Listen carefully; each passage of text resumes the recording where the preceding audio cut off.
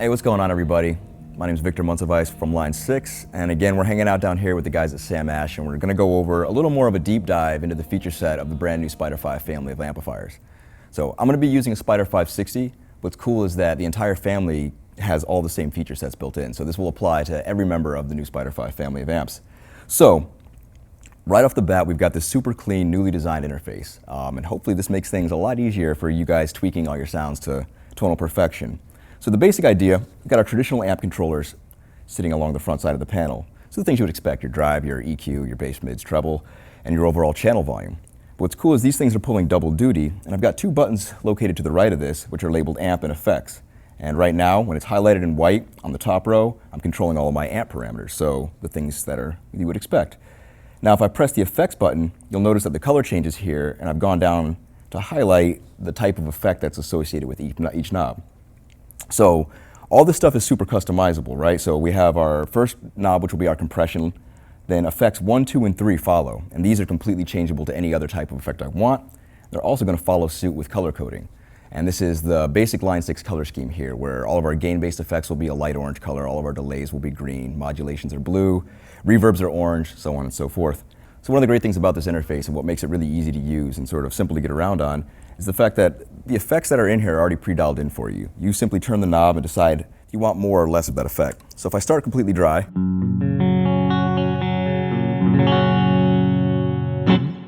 I look over to my amp, and just at face value, I can tell that effects 2 is going to be a modulation effect because it's blue.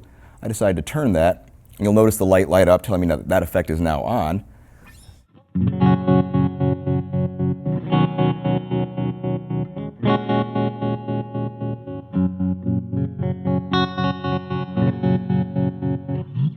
And now I've got tremolo, right? And it's dialed in pretty well. I'm just adjusting how much of it I actually want with the knob. As soon as I don't want it anymore, I roll it all the way down to the left, the light turns off, and my modulation's gone. Same goes for the other effects. Green will, of course, be delay.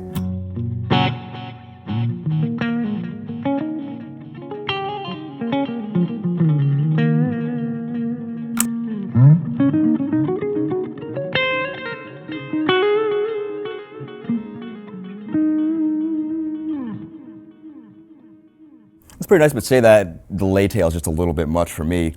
I can go in there and further edit the parameters to whatever I see fit. So all this stuff is fully customizable. Hopefully it's a nice starting point, so if you just quickly want to add in effects, it's super easy to do.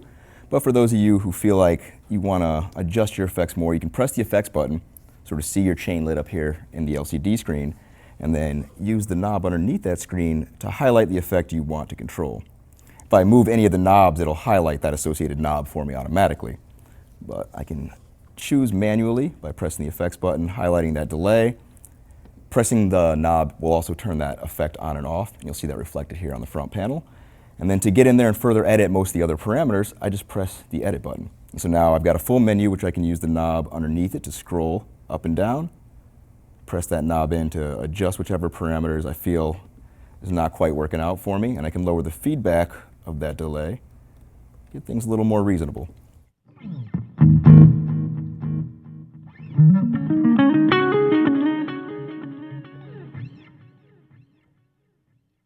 And so once that's saved in there, or once that's set up to the parameter or to the feel I like, I can just press and hold that edit knob again, and it'll bring up the save menu for that preset. If I want to change the destination it's sitting in, I have 128 presets that are fully overridable. I can place anything I want anywhere inside the amp, but I'm just going to save to this destination here, and we're all set. All right, so one of the cool things about these effects knobs is that the first knob is always going to be a compressor, and my last knob is always going to be associated with my reverb, but effects 1, 2, and 3 are completely customizable for whatever effect type you want. These ones happen to be, right now, a gain-based effect, so an overdrive, blue modulation, and a green delay. But let's say I want to change the effects type on one of these knobs. All I have to do is highlight it, press the edit button, press the edit scroll knob until it's on top of my effect type, which says delay here, and scroll left or right. You'll notice too that the change is also reflected in the color above the knob. So I completely reorder to whatever effects I see fit. So once you have your preset all set up and all your tones and parameters are adjusted exactly the way you want, you can then add in the Fpv Floor Controllers for more performance-based control.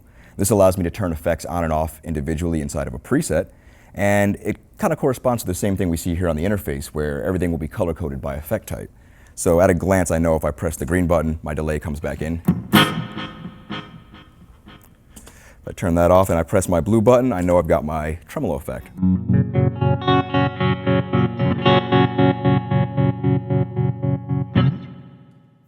The other thing that the floorboard adds is obviously the ability to switch presets, the touch of a button.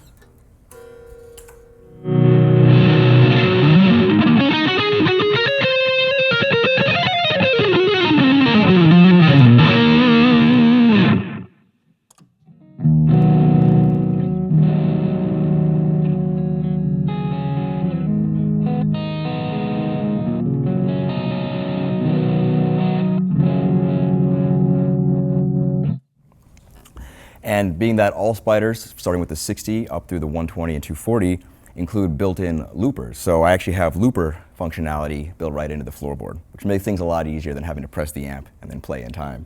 So a lot of functionality, a lot easier to sort of tweak around for performance-based controls. So for those of you who might not be traditional tweakers, meaning that you don't want to edit things from the front of the amp and adjust with the knobs and dive into these menus in the LCD screen, we also offer another option, which is through our Spider Remote Graphic Editing app. It's a free app available for both iOS and Android devices, and by connecting your device to a connection in the back of the Spider 5 amplifier, it allows you to graphically and visually edit all of the same exact parameters that you would have at face value on the front of the amp. So it's just a different workflow for the guys who are just used to swiping things left and right, and it makes things really, really quick and really, really simple as far as getting your tone dialed in exactly the way you want it. As I'd previously mentioned, the Spider 5 family of amplifiers is a full range system, so it works out really well for pre-recorded music, so you can jam along to your songs super easily with nice playback. It also works out really well for the built-in drum loops and metronome. But another added bonus is that it sounds great with acoustic instruments, so any acoustic electric guitar with a piezo-equipped system will sound great through your Spider 5.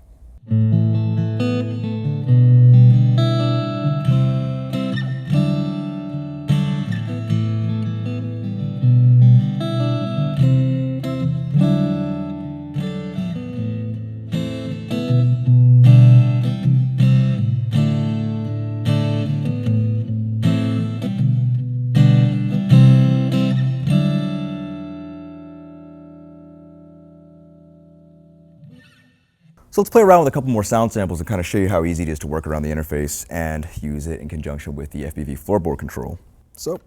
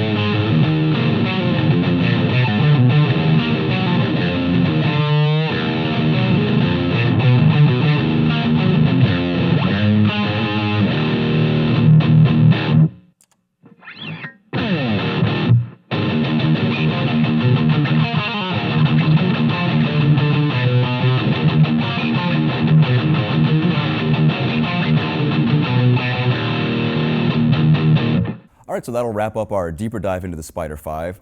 Hopefully you guys see how intuitive and easy to use this new interface is. Everything's a super clean design, tons of features packed into it. So yeah, be sure to check these things out, and thank you guys for taking the time and watching this video.